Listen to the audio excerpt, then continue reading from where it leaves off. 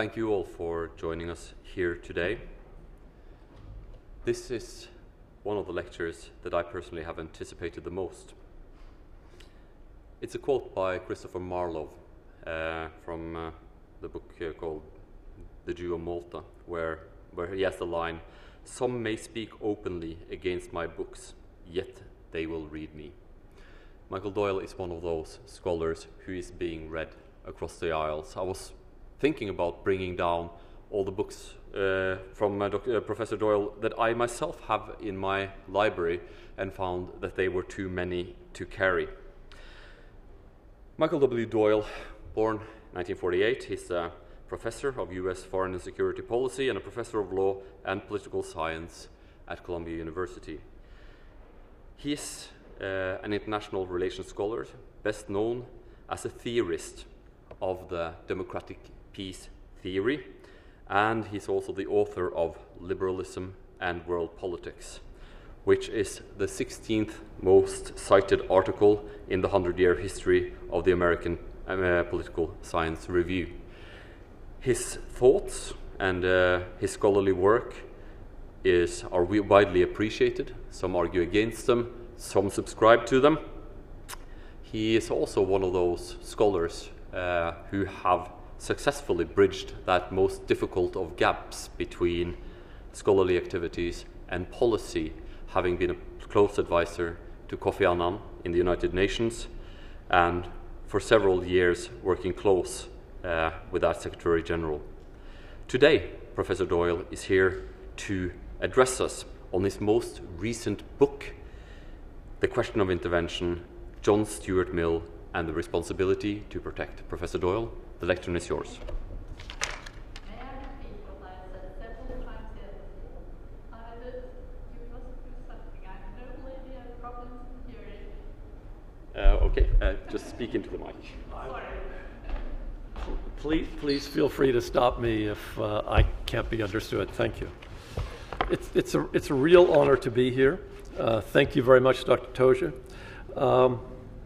I'm delighted to be back at the Nobel Institute. I'm also flattered by the size of this crowd, given the weather outside today. It is one of the most glorious days that I have ever experienced.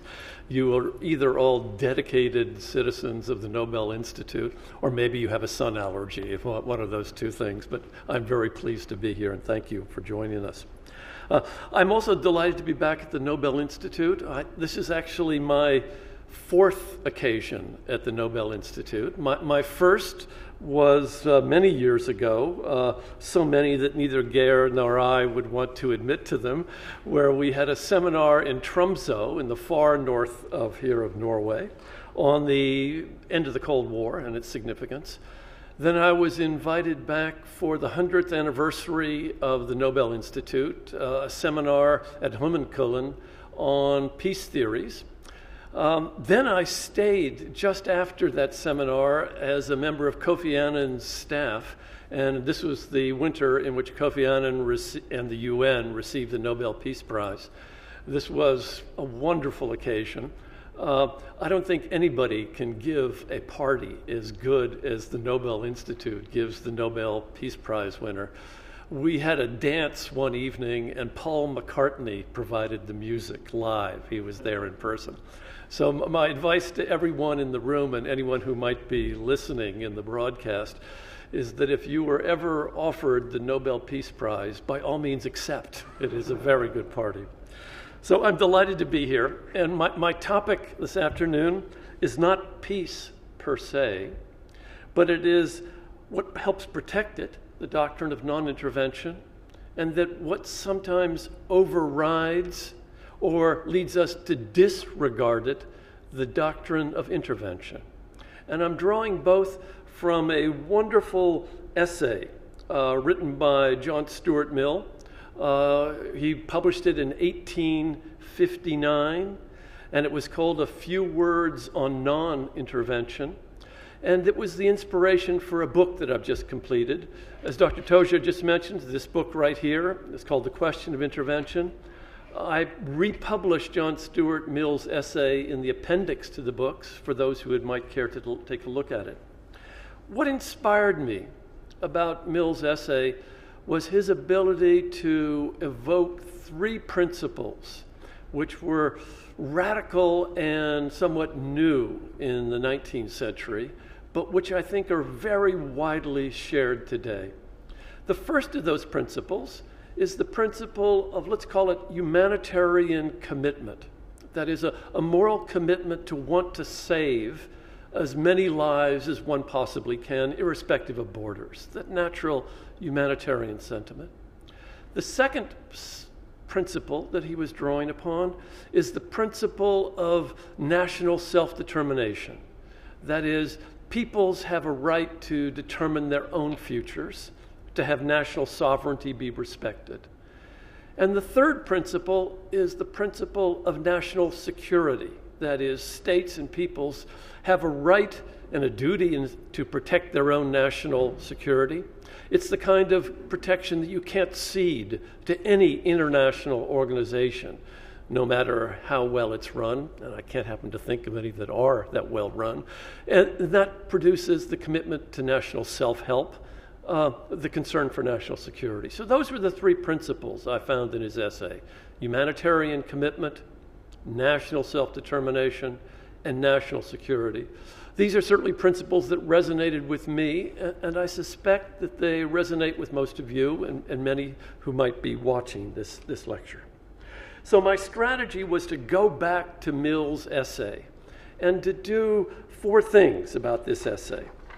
I comment on the essay, I defend parts of it, I engage in sort of a debate with Mill in my own mind. Now, this is a one-sided debate. He died in 1873, and I win all of these encounters. But it is a real debate with him where I'm trying to come to grips with his arguments. And I do four things, and I'd like to share them with you this afternoon. First, I offer what I think is a new interpretation of Mill that stresses 2 points. The first point, and I consider it a puzzle, is the puzzle of non-intervention. And why is that a puzzle? Mill is a liberal. He strongly believes in the universality of human dignity, that human beings everywhere should be respected, including with regard to the institutions that rule them. So the first puzzle is, why wouldn't he want to enforce those kinds of liberal principles for everyone, so everyone could benefit from these good principles? So the first puzzle is non-intervention. Why non-intervention is the rule. The second puzzle is that, given the strong argument that I think he makes and that I want to defend this afternoon for non-intervention, why is it that non-intervention should sometimes be overridden or disregarded? Why should one intervene, given the strong case he makes for non-intervention? The third point that I'll be focusing on is the question of looking at Mill's own arguments. And I take many of them apart, look at the examples that he uses, explicit examples and the implicit examples that I think he had in mind in 1859. And I question some of them and argue that they don't really sustain parts of his argument. So I'm quite critical on some of his points. Others I defend and think he does sustain. And lastly, I attempt to bring some of these principles up to date. That is, the principle of intervention that's been embodied in a new UN doctrine called the responsibility to protect, which went through the General Assembly unanimously in 2005 and was used to justify the military intervention in Libya in 2011. And I'll wrap up with a few comments on that doctrine and that intervention. So let me start with a bit on Mill and his philosophic foundations. Mill, of course, is a classic liberal utilitarian. He believed that all human beings were fundamentally the same in nature, sentient beings capable of experiencing pleasure and pain, and we should recognize our common humanity by attempting to minimize the pain, maximize the pleasure. Classic ordinary utilitarian. Unlike his father, another utilitarian, James Mill, and Bentham, the founder of the field, he believed that pleasures and pains were not simple, that they were, and they should be, part of a hierarchy. Some were higher, some were lower. They weren't all the same. He famously said that poetry is better than pushpin, Pushpin is sort of a 19th century version of Game Boy, sort of a mindless pleasure, and poetry is superior to that, and he thought those kind of judgments should be made. So that was his general orientation.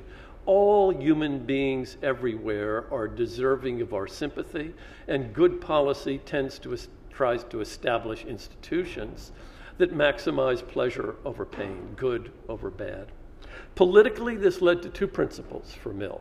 The first principle was the principle of maximum equal liberty. That is, the best judge of what's pleasurable or painful to you is you, and therefore the net sum of pleasures will be best achieved if individuals are given the freedom to decide what is good for them, as long as it doesn't interfere with the freedom of others. The classic liberal defense of freedom. So that was his first principle. Governance should not govern where they do not need to govern. The second principle is that governments sometimes need to govern. In modern terms, they're public goods and public bads that need to be addressed. And if you're going to have a utilitarianly justifiable policy, it's better that the wishes of the majority rule than the minority. And therefore, he's in favor of democratic government, particularly through representatives, for an argument I won't go into. So his two political principles are maximum freedom, and for public goods that need to be directed, democratic representative government. And he thought that this followed logically from the equality of human beings and their similarity. He thought it was a simple logical deduction. Okay. So one wonders, why shouldn't this be enforced globally? A big question. Why shouldn't we, in modern terms, think of the proper liberal strategy as the same one that's embodied in the U.S. Constitution for domestic governance? As for any American citizens here in the room, you remember that the U.S. Constitution includes something called the Guarantee Clause, that's Article 4, Section 4, which guarantees, meaning requires, every state in the Union to have a Republican form of government, a representative democracy. It's absolutely required. You cannot have a monarchy and be a member of the United States. At least one couldn't in the past. We're evolving in more different directions today, but not in the past. And as you would also recall, in the post-Civil War amendments to the U.S. Constitution, the equality of persons is guaranteed to all persons, without respect, in the United States. So equal treatment under the law and representative government are fundamental rights of Americans within America. If you're a liberal, why wouldn't you enforce those globally? Why shouldn't that be the global rule, that everyone gets to have their freedoms respected and everyone is guaranteed a democratic Republican form of government, if the previous logic holds? And you would think it would. That, however, is not Mill's argument, and that's the first puzzle. Why is it that he thinks that while for the societies that he was familiar with and the societies that he chooses, a democratic representative government is the best, but that it should not be enforced for all people everywhere around the globe? This is the puzzle of non-intervention. And there's two reasons for it. One of them is of his very understanding of what freedom and self-determination means. He thinks that it's absolutely authentic to self-determination, making up your own future, that you get to do it yourself. That is, having someone else to do it for you is a contradiction in terms if self-determination, freedom and self-government is the goal. And so it literally makes no sense for somebody not yourself to make that decision for anyone capable of making that decision, which for Mill would be most obviously adults. Okay? So the first is sort of the inherent quality, that it makes no sense, that the only authentic form of free government is your own. And when we think of it, there is no single ideal absolute form of free government, even amongst those governments that recognize democratic rights as the principal foundation of their government. Think of the differences between Norway and the United States, or the UK and the United States, all of which are card-carrying, in most people's estimations, functioning quasi-democratic governments.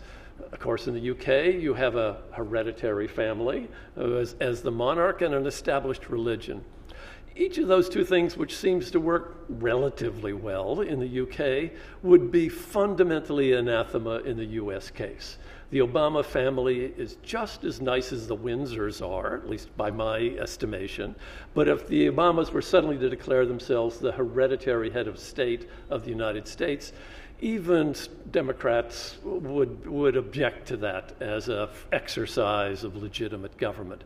There is no single model, in other words, and that's what Mill is trying to get at that point. But Mill is mostly a consequentialist. What I've just been saying right now was too essentialist for the heart of Mill. He mostly thinks that it would do more harm than good to attempt to establish by force democratic Republican government across borders. And his argument is that governments only become functional, only become stable, long-run viable, if a people is capable of winning that kind of government on its own. It's only from what he calls arduous struggle, by which he means armed struggle, including an armed democratic revolution, that a people becomes capable of governing themselves, of becoming organized so that they'll fight in an army or staff a police force or pay taxes or feel a loyalty and a willingness to follow the laws, even ones they don't agree with, that have been enunciated through a democratic process. That is a process that requires indigenous struggle in order to be long-run viable. So Mill says, what happens if a well-meaning intervener would try to establish a democratic government in a despotism of some sort or another, some kind of an autocracy? And he says three things are likely to occur if that does happen. The first is that the intervener would invade, come in, pull down the dictator's flag, raise up a new flag, pull out of his or her knapsack a new regime and say, you are the new legitimate, you call yourselves liberal Democrats, regime of this country. And under those circumstances, it's very likely, because those indigenous liberal Democrats were not able to win power on their own by mobilizing a revolution, as soon as they got into power, all the opponents of themselves and proponents of the previous regime would engage in a military rebellion, and what you would create is a civil war, not a stable democracy. That's the first likely outcome. The second likely outcome for him is, again, you pull out those knapsack liberals and put them in power.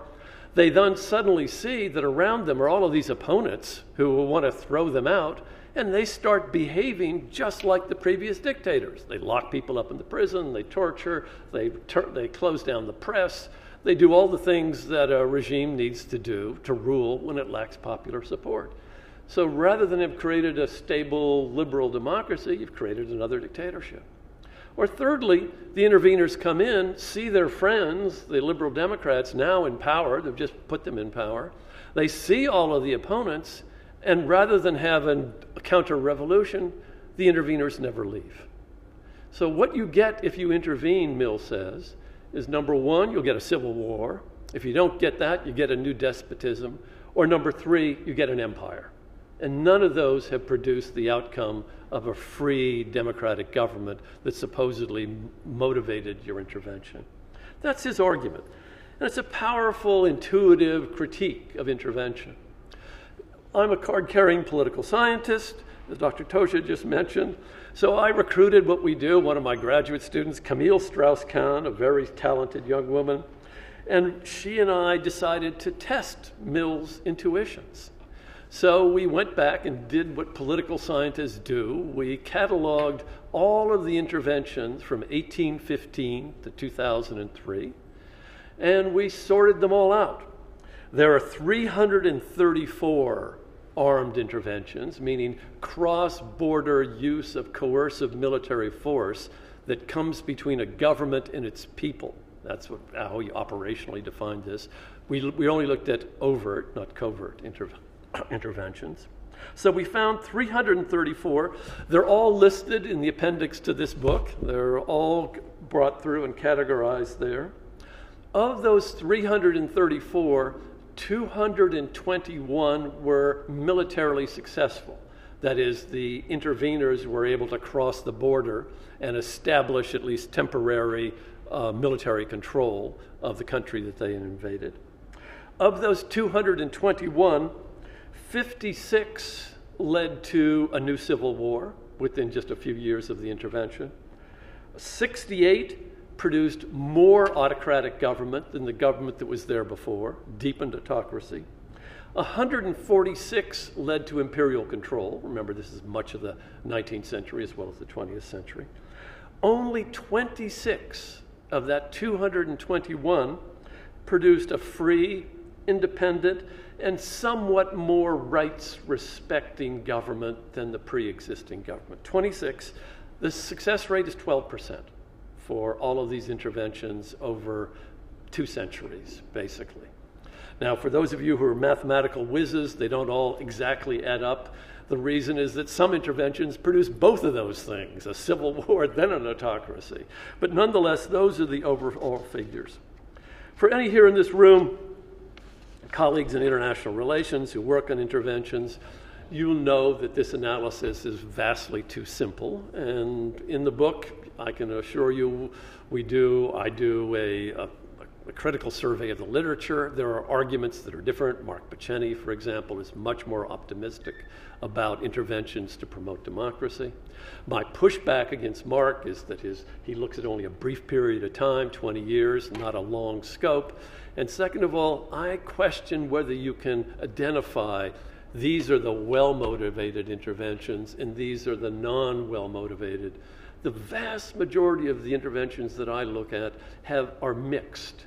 That is, there are altruistic goals mentioned, there are egoistic goals mentioned. The goals change over time from security to democracy. Any of you who remember the rhetoric of the U.S. invasion of Iraq in 2003 could probably list 4 or 5 alleged justifications for it. They changed by the month. Many interventions are like that. That's why we lump it together into this large mix rather than following Paceni's lead. And that's why we come up partly with a much more pessimistic conclusion about the effects of intervention. Our study suggests, therefore, very strong grounds for caution in intervention if you're going to expect good outcomes from intervention. Many don't work. Remember, only 221 of that 334 succeeded. And when they do work, they often don't have the positive effect that you seek or might be seeking in that intervention of establishing, let us say, a decent or freer government. It doesn't happen. The results are what Mill intuited would happen in 1859. All I would say is that what we can conclude from this is that the burden of proof has to be on the intervener. One is entering into a dangerous procedure, and you have to make a case that it's really necessary and that the bad effects that usually happen won't happen here. That's where the burden of the proof, I think, lies. That brings me to my second puzzle. Having argued with Mill that interventions are very harmful and very dangerous, and supported much of his argument, I think, with additional useful data, the world is complicated. And he also makes the case that the world is complicated. Sometimes the norm of non-intervention should be overridden, and sometimes it should be disregarded. By overridden, it means that there are other values that come into play that lead one to override the norm of non-intervention, which protects self-determination. And sometimes it's humanitarian factors come into play. Sometimes national security comes into play to override the presumption against non-intervention that the value of self-determination sustains. And sometimes it needs to be disregarded because the assumptions that sustain the self-determination defense of non-intervention just don't hold in those circumstances. It doesn't fit well. So let me briefly outline some of Mill's arguments in this direction, express some criticisms of them, some defenses, and then bring them up to date. Let's talk about first disregarding, when the assumptions about the value of arduous struggle as the defining essence of self-determination don't hold up well. The most obvious one for him at the time was the problem of secession, national secession. It makes a lot of sense for a people to struggle to define its future. Should it be this kind of government or that kind of government? All of that is something that struggle should determine, according to a Mill. And it's only through struggle that you'll get a stable outcome. But what if you have a situation where 80% of the country is one ethnicity, and the other 20% is another ethnicity, and the 80% neither respects nor treats well the 20%? You can't say, well, let's let a fair fight struggle determine who wins. 80 versus 20 is not a morally acceptable form of self-determination. Under those circumstances, Mill suggests, there is a right to secession. That under those circumstances, foreigners could step in and help that other nationality, struggling to be free, become free. What Mill had in mind, obviously, he's writing in 1859, and like many liberals, they were on the other side, supporting the Americans in our Civil War, our Revolutionary War, War of Independence against the United Kingdom, against Britain, and so he thinks that was good. More contemporarily, he has in mind the Hungarian rebellion from Austria in 1848. That's in his mind. He thinks that the Hungarians deserve to have their own government. They didn't have to be ruled out of Vienna. He's also thinking about the separation of Greece from Turkey a generation before, 1825, 1828. And most recently, the separation of Belgium from Holland in 1830, which was achieved through the forcible action of Britain and the UK, briefly working together to help Belgium establish its independence from the Netherlands, which previously had ruled both in a united kingdom.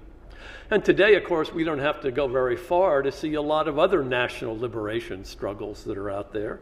Eritrea has split from Ethiopia, the breakup of the former Soviet Union and the former Yugoslavia, East Timor from Indonesia, controversially, South Ossetia from Georgia, even more controversially, Crimea from Ukraine. These kinds of separatist movements are alive and well. In the chapter, I talk about how do you deal with the challenges. You know, it's not simple. It's not simple the way that Mill suggests. How do you identify a real people that has a claim to independence versus a disgruntled group that should simply be ignored? It's very difficult. I talk about some of the logic there, some court cases and others. And then, for example, face this. Let's say that language is an indicator of identity, as it is in many places. And that, according to the pure nationalist, every nation deserves its own state. Think of Mazzini, who sometimes said things that were similar to that. If that's the case, we're in for a lot of trouble. There are 2,800 languages in the world today that are spoken by at least 10,000 people. There are a few thousand more by less than 10,000 people. If all 2,800 of them want their own nation state and a flag at the UN, we'll have a crowded UN plaza of flags, needless to say, but much more importantly, we're in for a devastating set of civil wars in the future. So obviously the simple formula, one nation, its own state, is non-viable from a moral point of view. And that leads to the need for peaceable solutions to national identity questions. And there in the book, for those of you who might be interested, I talk about the Liechtenstein Draft Convention on Self-Administration and Self-Determination, which is a respectable attempt to outline a peaceable strategy that responds to the demands of national minorities for autonomy and recognition, short of independence. And this is an attempt to deal with that issue. So I'll stop there and happy to return to it if you'd like. That's the first form of disregarding. A second is counter-intervention. That is, fine, no one should intervene. The people should, by, if necessary, struggling, determine their own future. But what if one outside power has already intervened and already tipped the balance away from a national determination?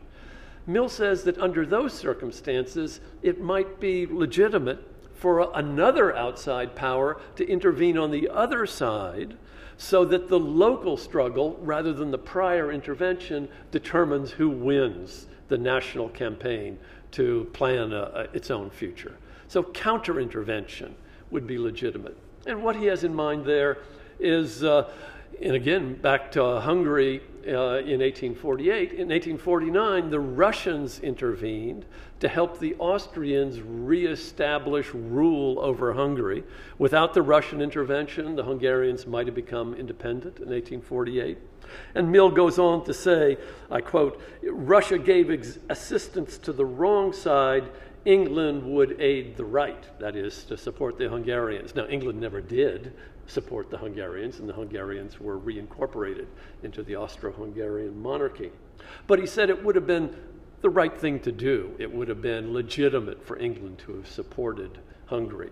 For whole reasons, they did not. But that's his model of that.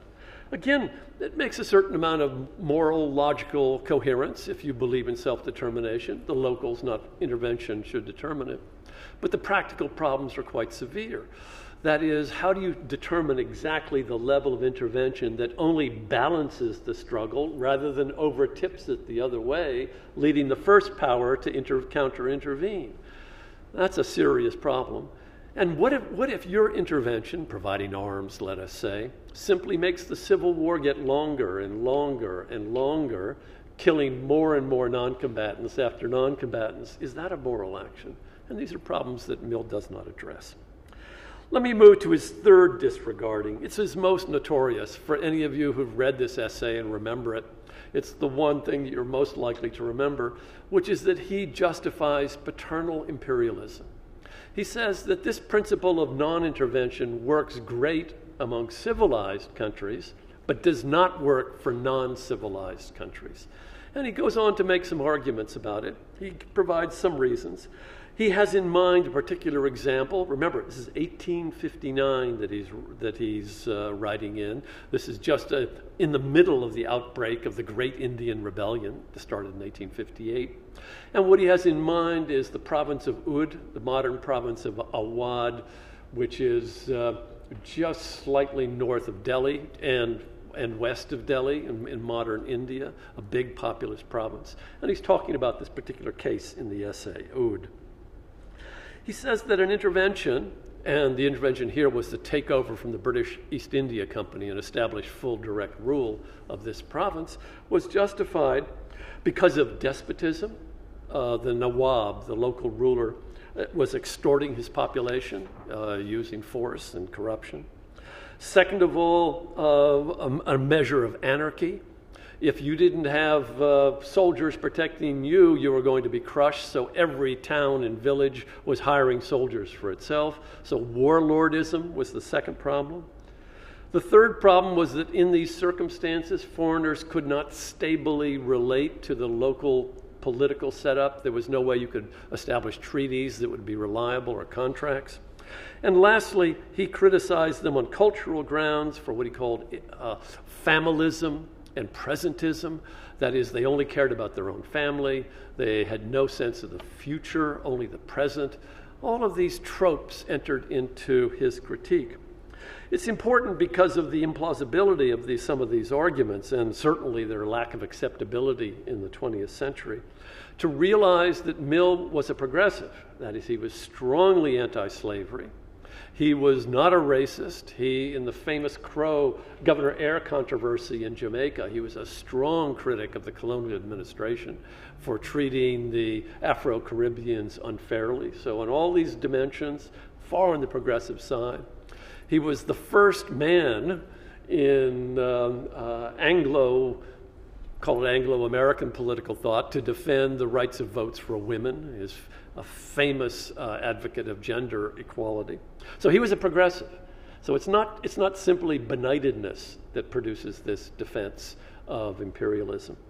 He strongly believed that that you can't rule yourself unless you have a culture of scientific rationality, the rule of law, contractualism, public institutions. All of these things he thought were necessary and were absent. So what's going on here? I think there are three problems in Mill's arguments. One is what I would simply call Orientalism. Now, I'm not a big fan of Edward Said's classic work on Orientalism, that everybody in the West cannot understand people in the East. That's way too generalized. But in this particular case, it really fits. There is a huge blind spot in Mill's understanding of Africa, Asia, and elsewhere, where he's just incapable of coming to a sympathetic appreciation of the quality of, let's call it the cultural accomplishment of the areas that he was looking at. The idea that you would describe the culture that produces the Taj Mahal, or in Cambodia, Angkor Wat, or some of the great monuments in Africa as presentist is just incomprehensible. These are the work of generations, some coerced, but of generations, and kept up in that framework. So I think there's simply a blind spot. The second point, Mill admits that part of the problem in Awad was caused by the British, that is, by earlier interventions. But he doesn't fully understand how undermining the earlier interventions had been to any capability of local rule. In an earlier treaty, 1801, the British declared a protectorate over Awad.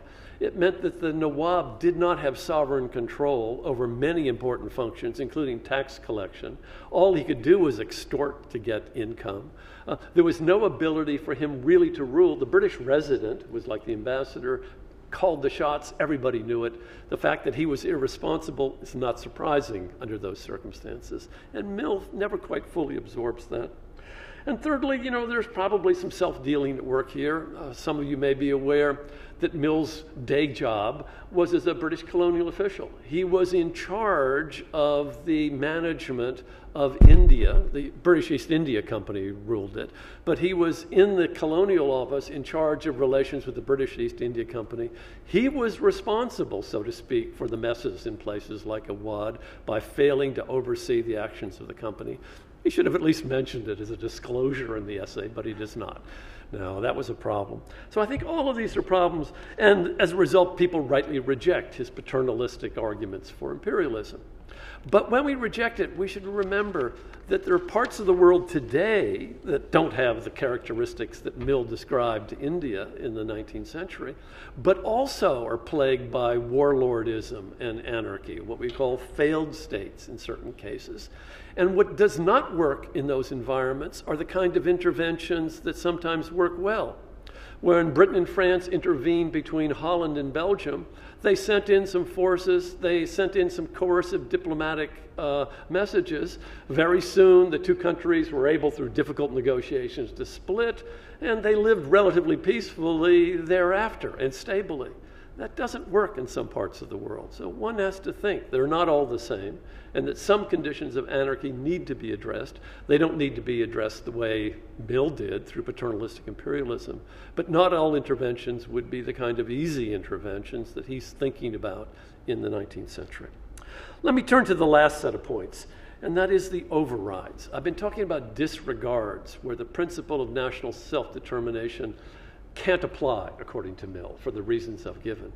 I now turn to places where it does apply. Okay, there's a self-determining entity that's there, but there are other considerations that lead one to override the local self-determination and intervene, according to Mill. He gives a few overrides. The first is national security. No government can leave the protection of itself or its citizens completely to international law or some international institution. In the end, the government is responsible. And he's talking about some early cases where British citizens were illegally, and in some cases unjustifiably, seized by local governments. He has in mind the Don Pacifico incident of about 10 years before. There are a number of such incidents.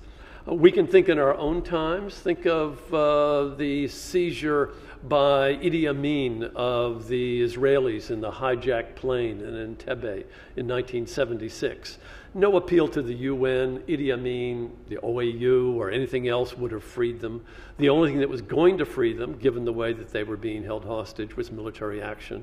And the Israelis sent in troops to rescue the passengers on that plane. What else could have been done, Mill suggests? And at least I would agree with him, in those kind of special circumstances. The question then is, what are the rules for these kinds of interventions? How do you prevent this kind of a rescue from being turned into an imperial occupation? And we know that in history they've slided very easily from the first to the second. He doesn't deal with those problems. A second kind of override is after a just war. Assume country A has been attacked by country B, and country A successfully defends itself. It doesn't, Mill argues, have to stop at the border and say, okay, the war is now over, we're back to our existing borders. If it has a reasonable belief that the other regime is inherently aggressive for some reason or another, it can move further across the border and change that regime. You can imagine what Mill had in mind writing in 1859 as an Englishman. He has in mind Napoleon, of course. He was first defeated, okay, and then he was shipped just a very close distance away to the island of Elba. His supporters came back and called him back, and the whole war had to be fought again, briefly at Waterloo, celebrated just a few days ago in Belgium, not so much in France, but celebrated in Belgium. And so after that point, then a reconstruction takes place in France. I'm not sure one can justify the terms of the Bourbon Restoration. But importantly, Napoleon is packed off way to the South Atlantic, where he can be kept under control, to the island of St. Helena. That's what Mill has in mind. Now, this is not 19th century, but in our own time, we have other examples. It would have been strange in World War II for the Allies to stop at the Rhine, having pushed Hitler's forces back after the invasion at Normandy, or for the Russians even to have stopped at the Russian border, rather than continuing to intervene to overthrow the Nazi regime. And so that's what he's getting at. One can deal with what he calls a standing menace by this kind of an intervention designed to make the peace last longer. And the interventions in both Germany after 1945 and Japan with its occupation are examples of this kind of a logic at work. The last and most relevant example I want to turn to is humanitarian intervention. The idea of a struggle he thinks is essential in order to define a future. But if that struggle turns into a protracted civil war, where the armies are relatively well equipped and they can fight each other and sustain each of the armies, but year after year it produces a grinding toll on non-combatants, on civilian life, grinding the country down. At some point, Mill says, one should step in order to force negotiation towards a government that might be better representative of the whole. He says, standing by and watching innocent, let's call them non-combatants, die, it becomes morally illegitimate after a certain period of time. He has in mind an obscure intervention that he briefly references in 1846 in Portugal, after a long series of wars between the monarchist and the constitutionalist. The British step in, so do the Spanish, in order to urge a mediation. And fortunately, they send in naval forces, small amounts of military forces, and eventually it works out okay. A mediated regime that includes the constitutionalists is established, and Portugal, very fortunately, enters into a period of development. They build roads, they build railroads. It has a good outcome, as it turns out. And that's his example that he has in mind of a justifiable intervention. You would not have had that government without the intervention. With the intervention, you got the mediated solution that he thought was good. But what he should be more aware of is that kind of logic has been repeatedly exploited throughout history. The logic of a humanitarian intervention. The United States, in 1898, intervened in Cuba to rescue Cuba from a pretty tough counterinsurgency campaign being waged by Spain. A lot of moral rhetoric was attached to this intervention as a way of helping the Cubans. But those who know American history know that the United States for the next 60-some years stayed as a direct or indirect manipulator, turning Cuba basically into an informal colony during that whole time. And time again, we can find humanitarian interventions that turn into imperial occupations, either with raising the flag or not raising the flag. And he should have been more aware of that. He was less so. How do we deal with this today? And here's where I want to wrap up. We've attempted to deal with this problem of exploitation by a new doctrine at the UN called responsibility to protect, R2P, to address the idea of humanitarian protection, but to avoid the danger of imperial exploitation. That's the idea of the doctrine. It has 3 pillars attached to it. This is a unanimous resolution that went through the General Assembly in the summer of 2005. The first pillar is that all states accept a responsibility to protect populations from genocide, war crimes, ethnic cleansing, and crimes against humanity. All states have said that they will protect their populations from that. That's the commitment. The second pillar is that the international community has pledged to assist governments in the fulfillment of their responsibilities at the request of the government. Pledge, let's call it foreign aid, to help governments better protect their own populations. And the third pillar, the controversial but the important one, is that if states fail to protect their populations from those 4 crimes, the Security Council is authorized to step in to take timely, decisive, collective action to protect those populations. So if countries don't protect their own populations, the Security Council is authorized to step in, including, if necessary, by the use of force, to provide that protection. That's the doctrine. It's a revolutionary doctrine. I've called it a license and a leash. From the international law point of view, it's a license. Governments are always supposed to protect their individuals from these kind of harms. But where it's a broader license is that it's reading the authority of the Security Council more broadly than the text itself would lead you to give it. For those of you who remember Article 39 of the Charter, it gives the Security Council the authority to prevent and stop threats to the peace, breaches of the peace, and acts of aggression. This is designed for international threats to the peace, breaches of the peace, and acts of aggression, cross-border, not domestic forms of violence, which are parts of national sovereignty. What R2P is doing is that governments have a responsibility to protect their citizens from war crimes, crimes against humanity, genocide, and ethnic cleansing. These are all domestic crimes, and if they fail to do so, the Security Council can go beyond a narrow reading of Article 39 to regard these domestic crimes as equivalent authorization for them to take armed military force. That's where it's a license. It's also a leash, because together with that reading of Article 39, the other reading of Chapter 7 is that the Security Council is untrammeled in its decision-making. It can take any decisions it wants to. Okay. And historically, it has used Chapter 7 to intervene by law in all sorts of circumstances around the world, including, some to restore democracy. For example, in Haiti in 1994, it used that as a grounds for intervention.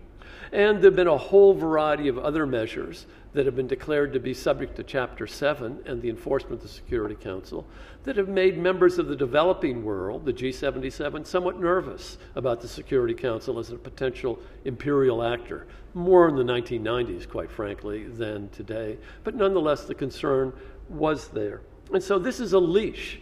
It says, no, you can't intervene for any purposes, even some good purposes like human rights, only for these 4 crimes: genocide, war crimes, crimes against humanity, ethnic cleansing, not for any harms that might be inflicted upon a population. Just for these extreme ones can you intervene. And that was the message the General Assembly unanimously sent to the Security Council by endorsing this part of the outcome document in 2005. You can intervene on domestic matters, but only on these serious crimes. That is, the war crimes, crimes against humanity, genocide, and ethnic cleansing. A very important document. So it brings me to Libya.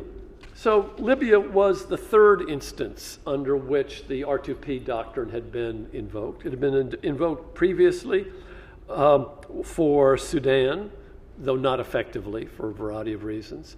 And then it was invoked twice for Libya. First in Security Council Resolution 1970, which passed unanimously, which imposed a referral to the International Criminal Court against Gaddafi and sanctions, economic and weapons sanctions on the regime.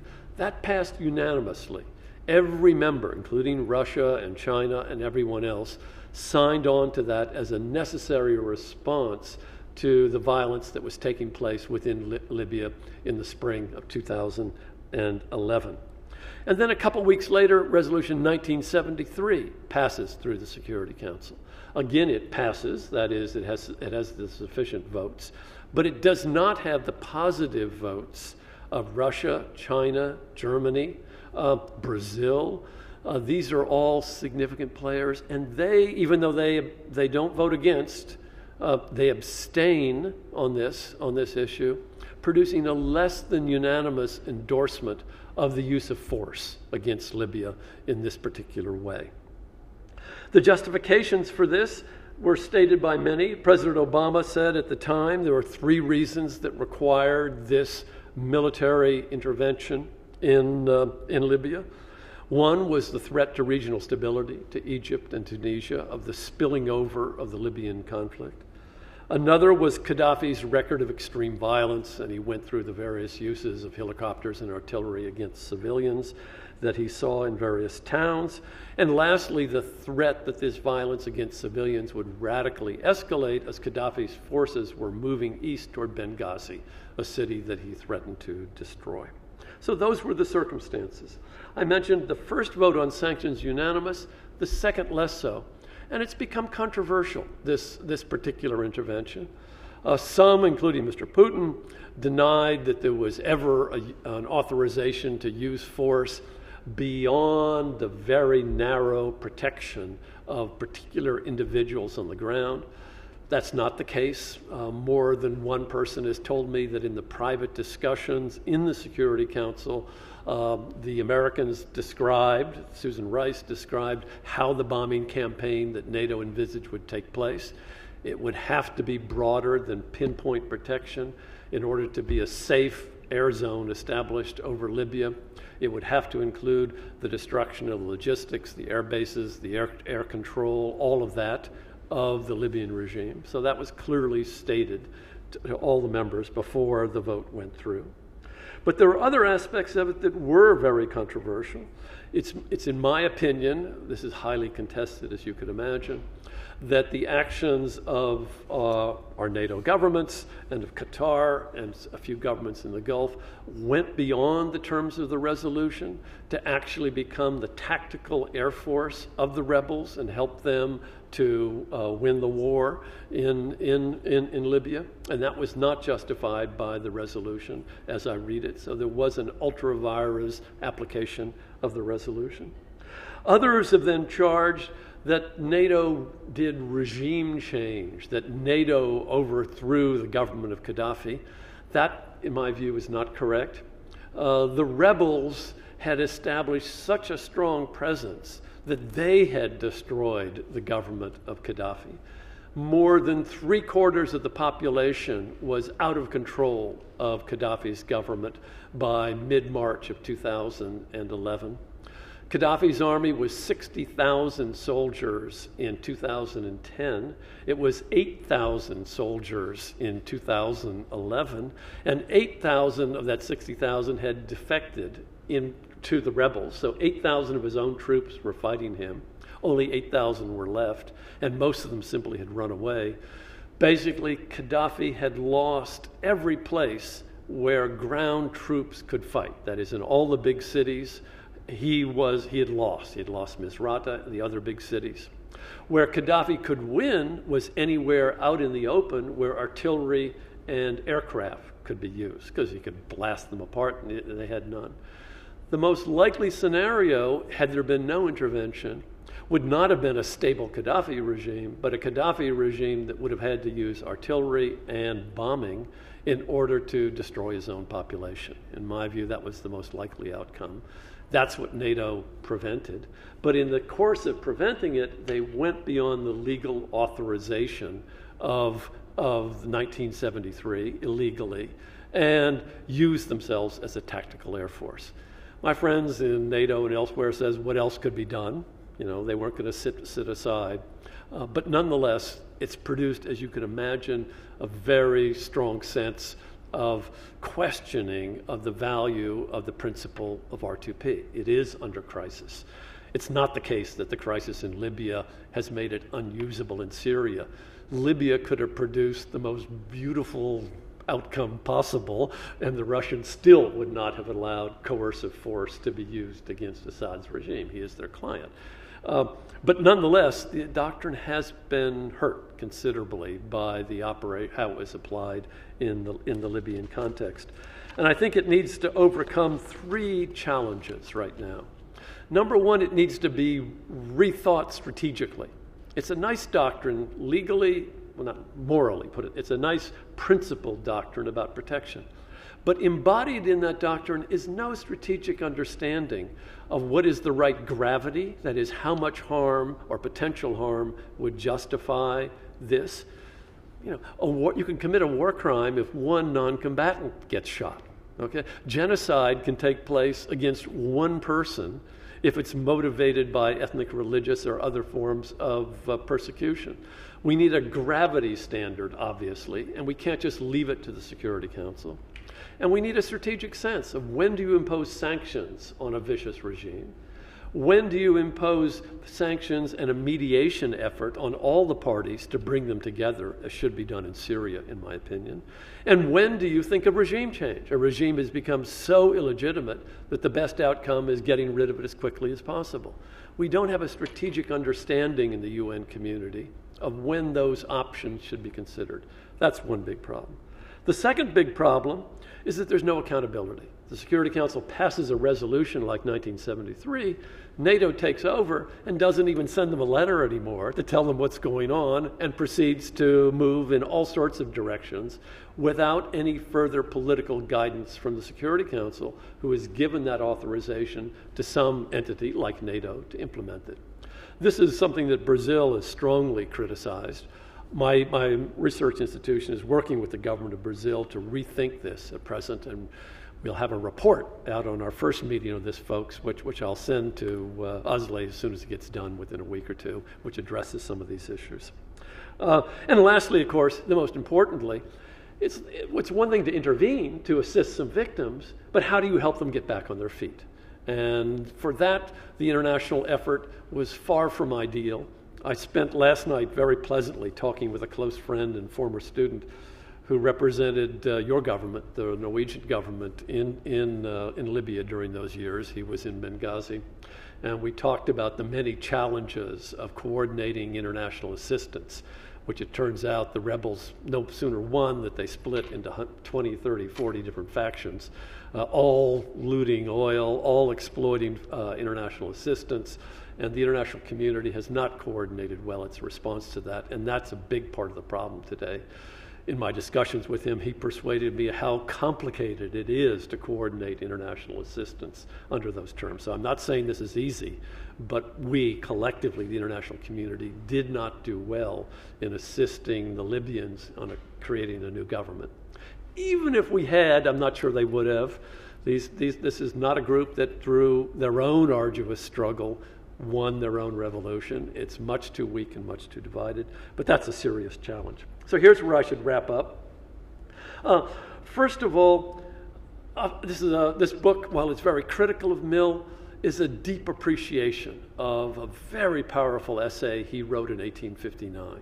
And in my view, his case for non-intervention is as powerful today as it was then, maybe even more so. And so it warrants our attention. And I've attempted to provide arguments in favor of that principle. I also, and this is, I know, controversial, think that a case can be made for overriding and disregarding under certain circumstances, much more complicated than he does in his short essay. I attempt to fill in some of the qualifications necessary. But the pure principle of non-intervention, I'm not persuaded by.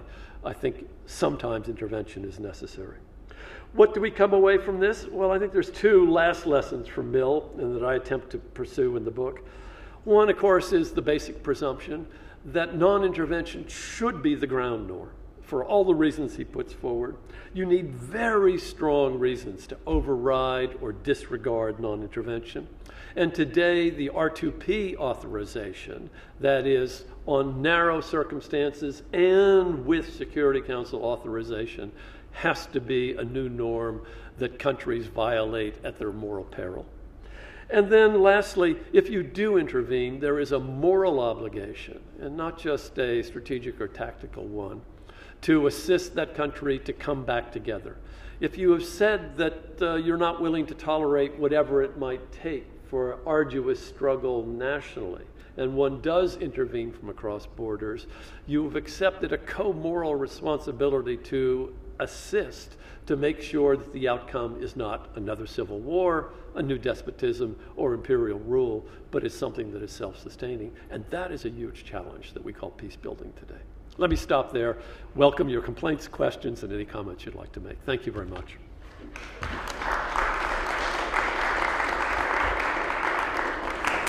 So, ladies and gentlemen, Thank you. Thank you. I invite you back now for the last half an hour of this week, and then you can go out and frolic in the sunshine. The first question from a representative of the Norwegian Ministry of Foreign Affairs. Thank you so much. My name is Espen Larsen. I'm a special advisor for North America with the Ministry of Foreign Affairs here in Oslo. Thank you so much. This is exceedingly interesting and of total relevance to policy and the political situation today, of course. And if you allow me to pop references, one is from a former journalist with the Rolling Stone in the United States, P.J. O'Rourke. He wrote a book called "Give War a Chance," and I guess in that sense he understood that particular argument made by Mills on the need to have, as we say in aid parlance, you need to have local ownership. You need, for sustainable peace, there has to be local ownership. And the second pop reference is from an early Francis Ford Coppola movie called Rumblefish. And in Rumblefish, there's this character called Motorcycle Boy, played by Mickey Rourke. And he says that if he's a mystic character, he's in the fringe of the movie, but still very important. And at some stage, he says that if you want to lead people, you have to know where you want to go. And that sort of is an argument that seems to me to relate to the way Obama looks at this. I mean, what's next? Where will you take this? What happens next?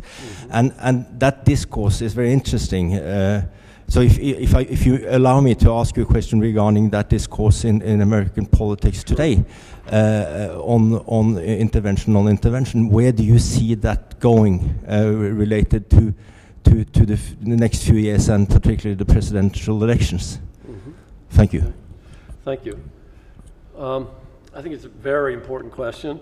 It's one that is deeply roiling the American public right now, and we're quite divided on the question of intervention. There are political leaders, particularly in the Republican Party, who have not fully come to terms with the huge mistake that most people think the invasion of Iraq was in 2003, and at the same time are very strong advocates of the surge in Iraq, which they think restored the ability of Iraq to become a self-sustaining government on its own, and that was eroded by the Obama administration when they came in by failing to provide long-term support. So that there are American political leaders that are still strongly interventionist and, in my opinion, have not absorbed the lessons of Iraq and Afghanistan, which are the lessons that intervention is incredibly problematic unless done as a matter of absolute necessity. And one might argue that Afghanistan was necessary. There's a long argument there. But very few people in retrospect can argue that Iraq was necessary. It was a war of choice, not a war of necessity. So on one party is of that view. The other American political party is of the view that the intervention in Iraq was a huge mistake, and that the United States needs to separate itself from those kinds of interventions, no boots on the ground. And that, I think, is a step in the direction of moral prudence.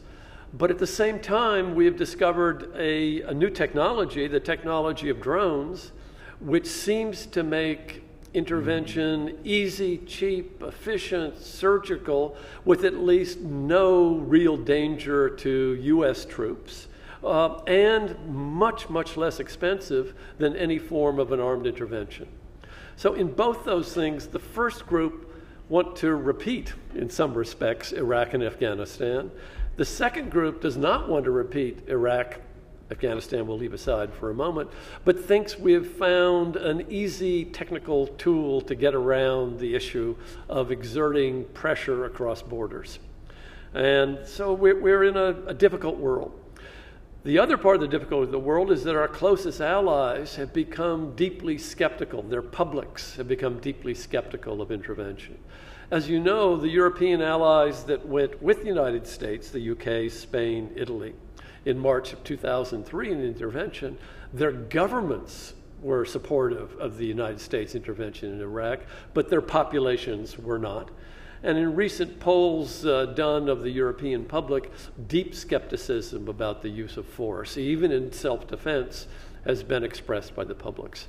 So what I think we're entering into is a disjointed age where the United States will stay committed to the view that some kinds of interventions are productive. Republicans whole hog, the Democrats limited to drones and these pinprick surgical interventions. And the key European allies are very, very deeply skeptical of those kinds of interventions across the board. So I think we'll have tension in the alliance, and we'll have a continuing tension about the U.S. role in the world today that will provide a great deal of continuing drama to the kind of world politics we'll face. And the third thing we face, and Azli and I were talking about this this morning, is that we're entering a different world. You know, intervention in the 1990s was one thing, and intervention in the 20-teens is going to be something quite different. We have a government today in Russia that is quite hostile to any pretension of global governance led by the United States, and remarkably confident that it can dominate the military space on its borders, which is, I think, correct. And we have a government in China today which is of the view that the future is on its side. Its GDP in purchasing power terms is already larger than the US. But more importantly, the real GDP in monetarized terms within the next 10 years will at least equal that of the United States. And it's investing very heavily in a blue water navy. And so, too, it will insist upon dominance of its region, the Western Pacific. And those two things will be another very significant source of tension in the world to come. I think we will look back, ironically, on the 1990s and the early thousands as a golden age. And we are entering another period, I think, of very serious international strife. And intervention is going to be one part of that problem. Next question from Professor David Snyder, University of South Carolina. Thank you very much for a stimulating talk. My question is about gender. Mill, of course, very famously, as you pointed out, being an advocate for women's rights. We were reminded, some of us were reminded the other day, that our moral consciousness is oftentimes pricked by interventionists when they point out the damage inflicted on women and children in given regions. And given as well the importance that you pointed out, I thought very thoughtfully, in Mill's analysis of the importance of the moral agent, protecting the moral agent, presumably his right to self-determination as determining whether or not an intervention perhaps ought to take place. So perhaps in the book, is there any role for considerations of gender? Are there times when an intervention, I say gender and also childhood as well, given that in many parts of the world, I think most of us agree that children are not independent moral agents, and then of course in some parts of the world women as well are not independent moral agents. So is gender playing a role in consideration of when an intervention perhaps should or should not occur? Thank you. For Mill, and I'll speak to myself in a moment, but for Mill, it was not a significant factor.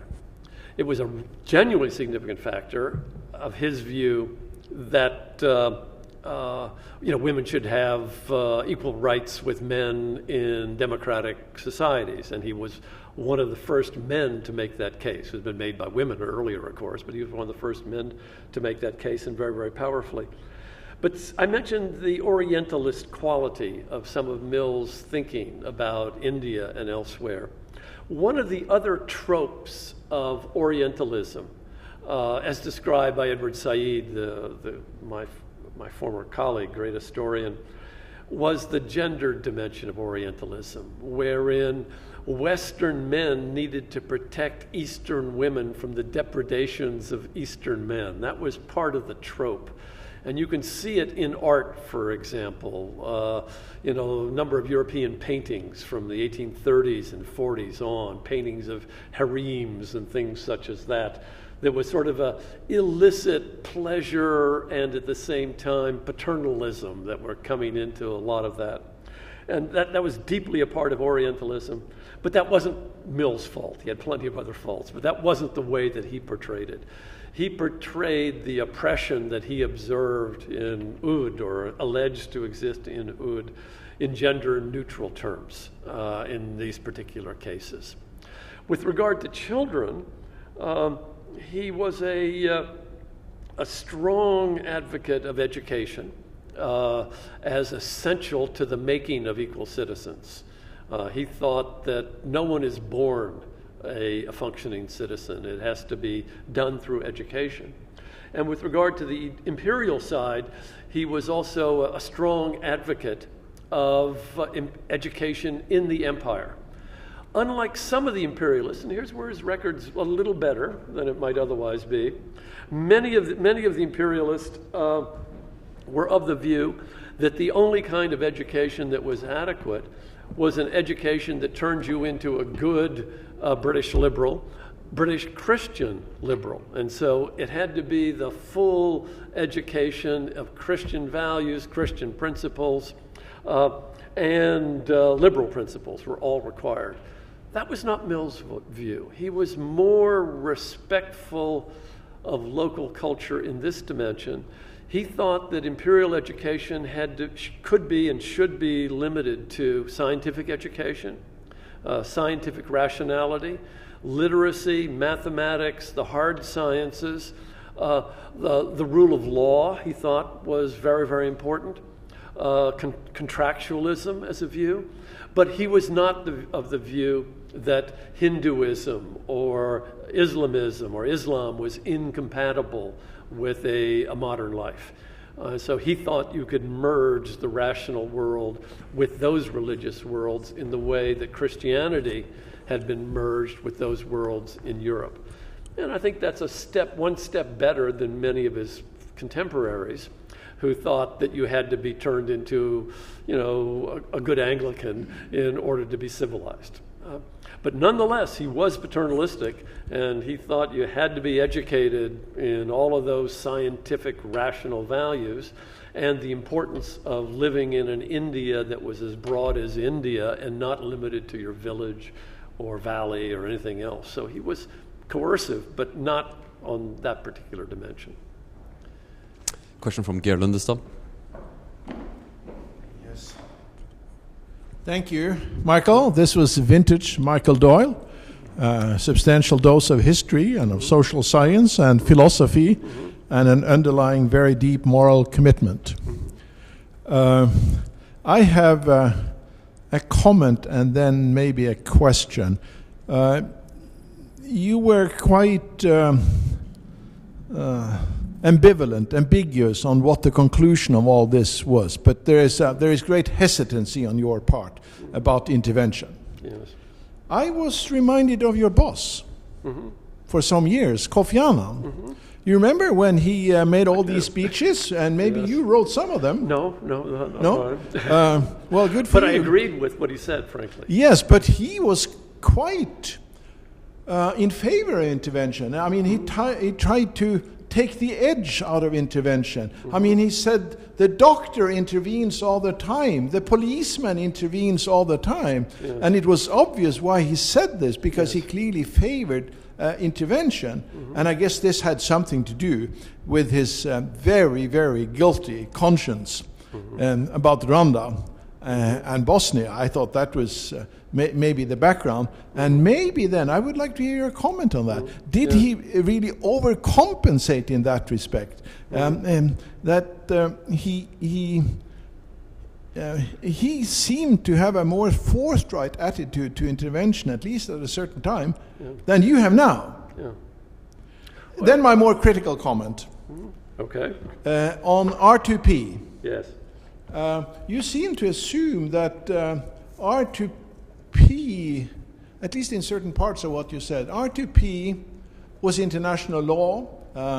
It was functioning fairly well, but at the same time, it was clear from your account that R2P had suffered a big blow as a result of Libya. I mean, certain states that had given formal support to R2P, they became much more critical.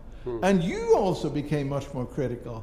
I mean, your 3 points at the end were clearly critical of R2P. Yes. And you could make the argument that maybe R2P looked stronger a few years ago, and that today it is really in substantial trouble. Okay. Thank you. Good. Thank you. Those were vintage Geir Lundestad comments, if I had gave a vintage Michael Doyle talk. You were exactly right. You were picking up the affinities between me and Kofi Annan. They go in his direction to me rather than the other. I did not draft his speech. Kofi's speeches, I should say, I guess, am I off the record? No, I guess I'm on the record. But I would say nonetheless that his speeches always come from himself, needless to say. That is, when it's time to do a speech, he calls in his staff and he tells us what he wants to say and what are the key points, and then we come back and send him a draft, and if he doesn't like it, he throws it out the window. So those are his speeches.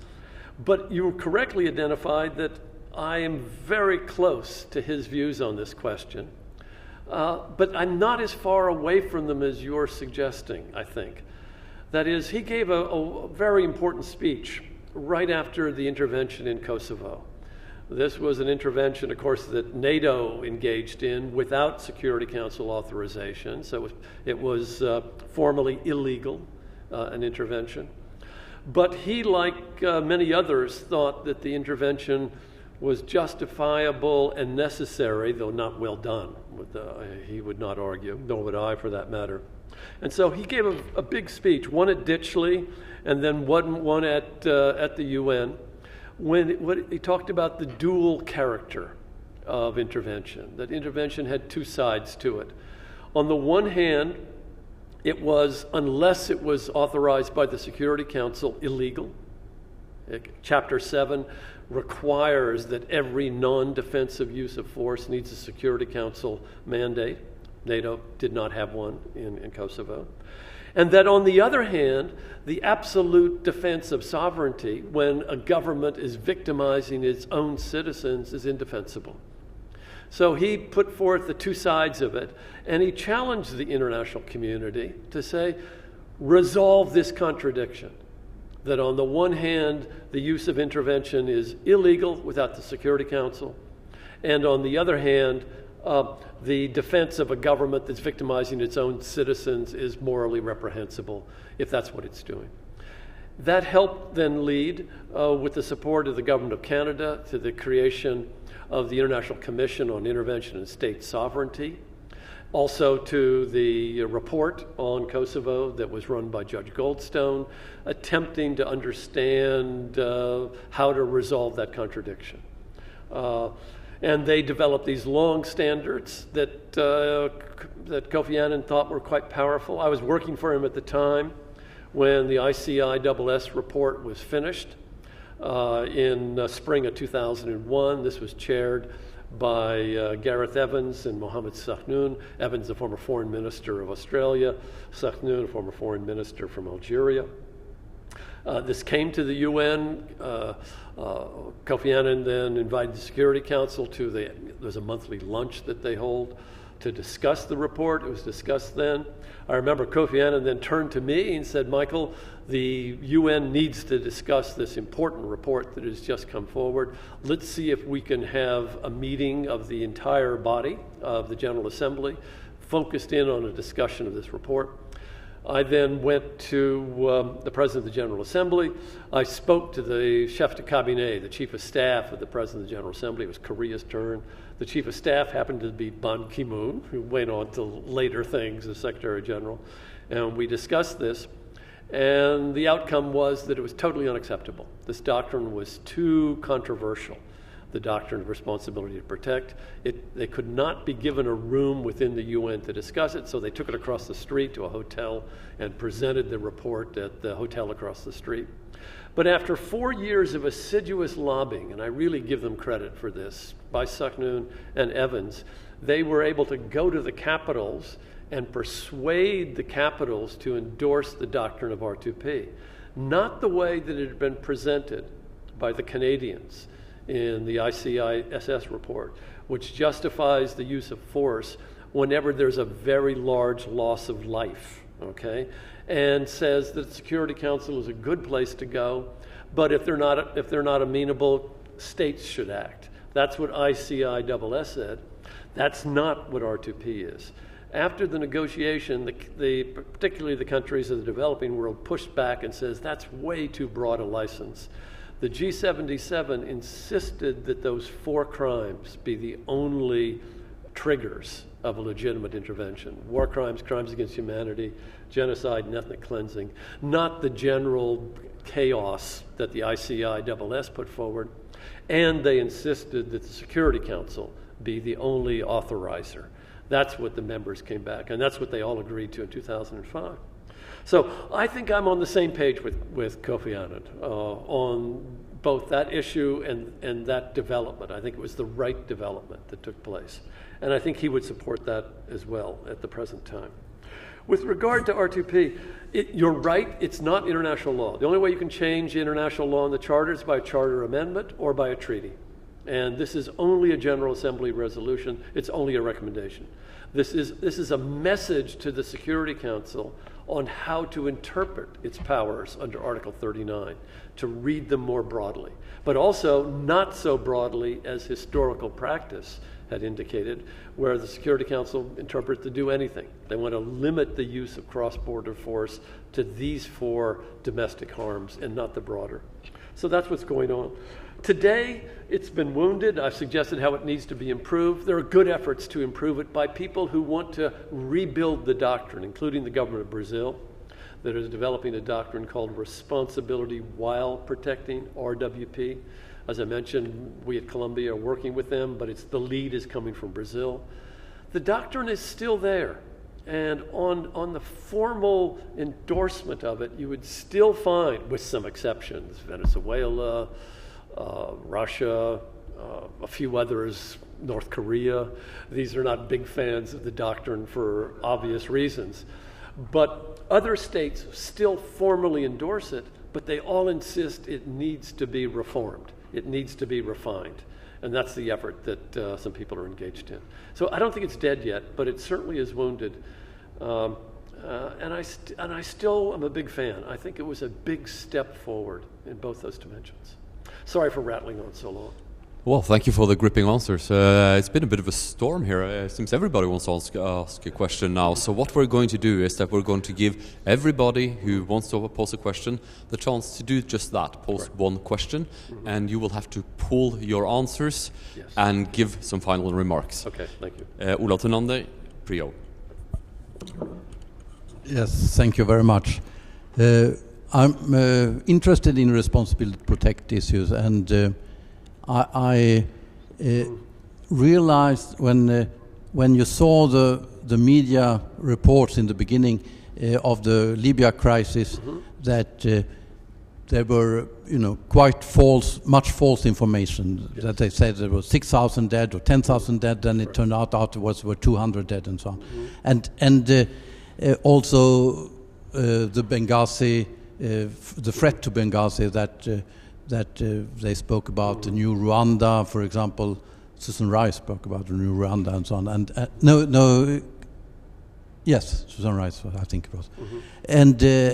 But it turned out afterwards that there were 14 tanks and some armored vehicles that was able to stop the rebels moving forward towards the oil refineries and so on. But you could not go in with 14 tanks into Benghazi at that time. And also the question is then, how do you know if it's genocide or coming like that, coming something really serious, and if it's just some propaganda?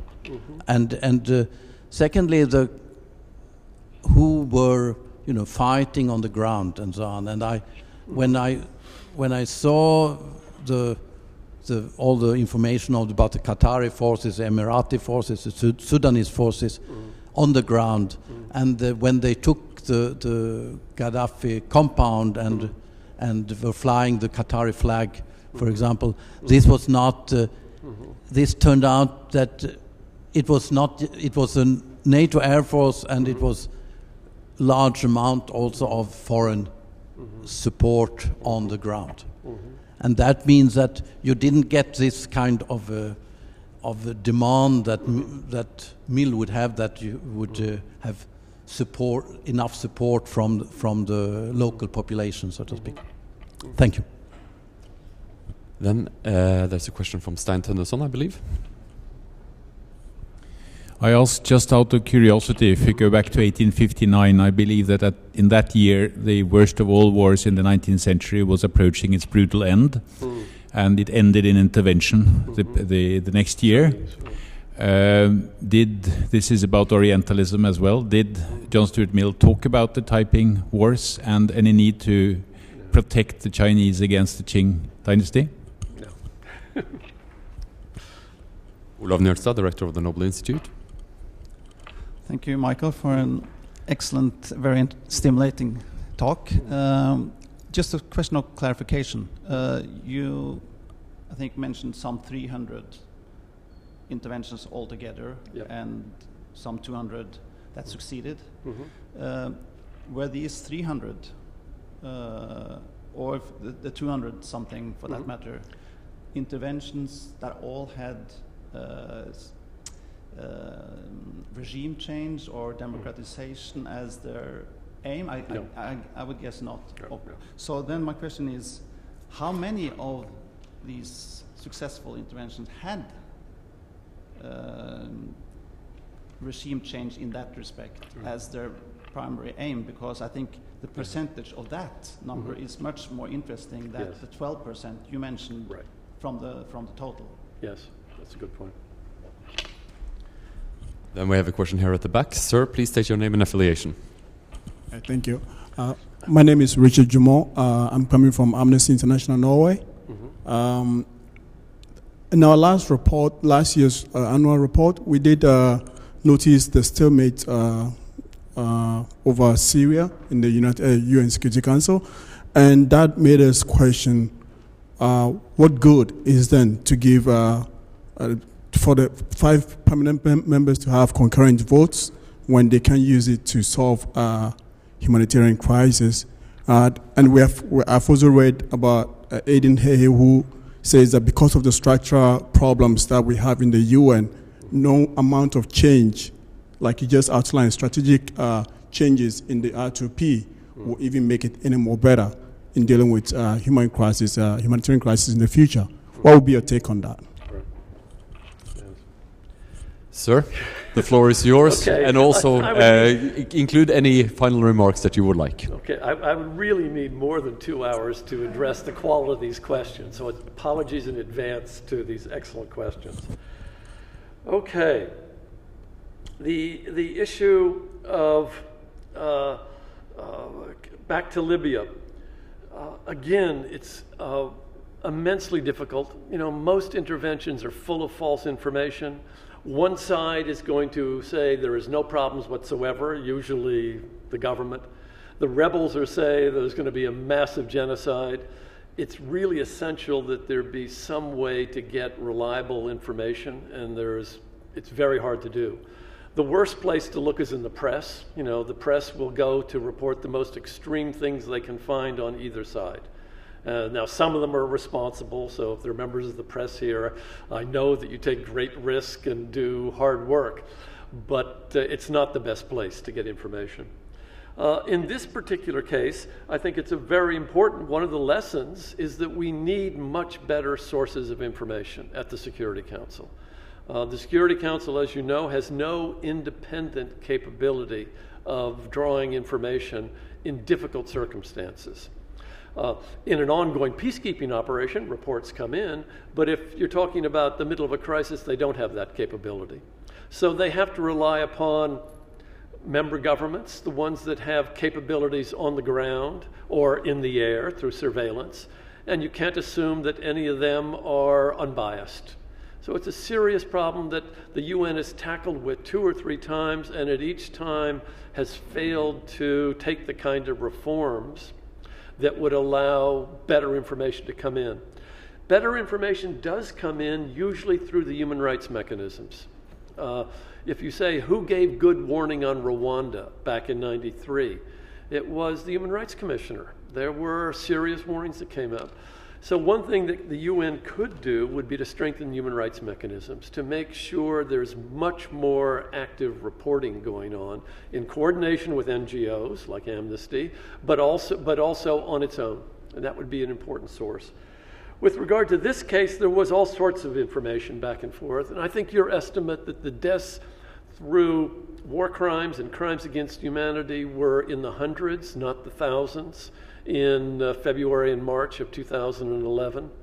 Mr. Ocampo, the ICC prosecutor, did send observers to collect information, and he had what he thought were sufficient reports that would sustain an indictment, which came in Resolution 1970, and in his view would probably have sustained a prosecution, if it ever come to that, of the leading members of the government, that is, there were actions that would have qualified for that. There were also some rebels that were engaged in these kinds of harms, but he thought that there was sufficient grounds to support the referral to the ICC under the reasonable grounds of successful prosecution.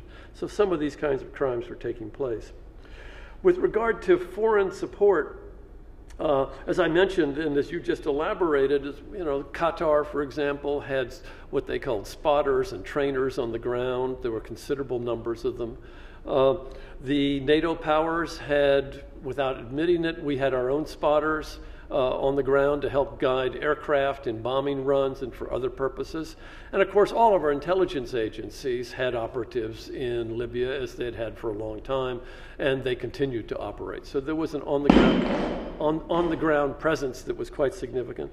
But I think one of the impressive features of the war was the degree to which this was indigenous. That is, the degree to which the Gaddafi regime was destroyed by the local rebellion. By 2011, the population of Libya had become fed up with the Gaddafi regime, not because they were genocidal or so horribly oppressive. Whenever any rebel had arisen, they would be slaughtered en masse. There were public executions and hangings and firing squads, or any rebels. But it wasn't large numbers. Mostly what Gaddafi was doing was buying off the public through the huge oil reserves. But the Libyans that I've spoken to said they were fed up having their country being treated like a private concession of the Gaddafi company. So there was deep alienation in much of the public.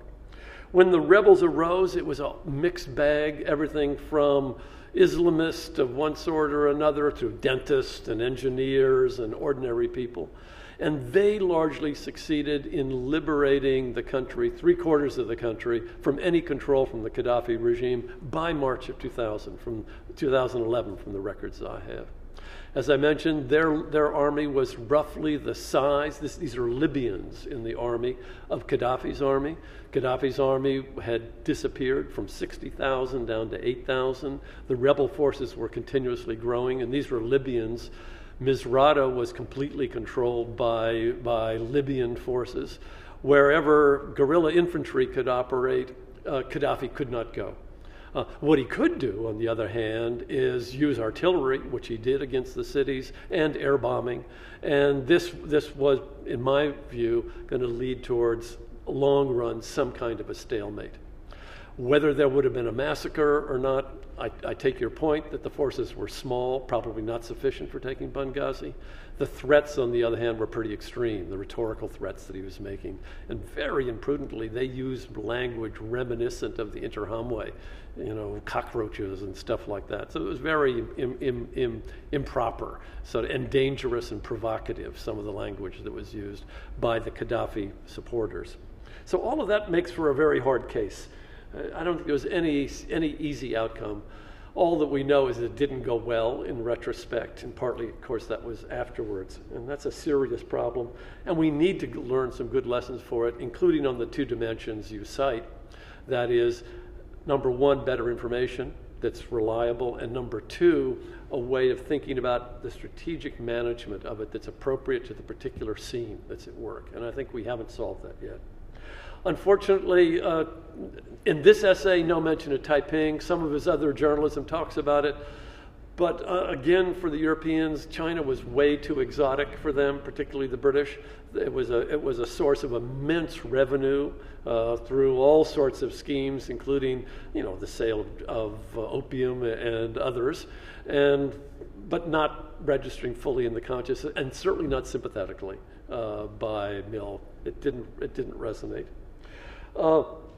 Interventions, as I briefly mentioned in the talk, it's much more complicated than my simple distribution table of outcomes. Mark Pacini, an American scholar, has taken up the kind of point that you're talking about. He looks at interventions that are explicitly motivated by a claim to promote democracy. But he's only looking at 20 years during the post-Cold War period. So it's a narrow band. He finds then that they have like a 2/3, 3/4 success rate. So it's much more successful.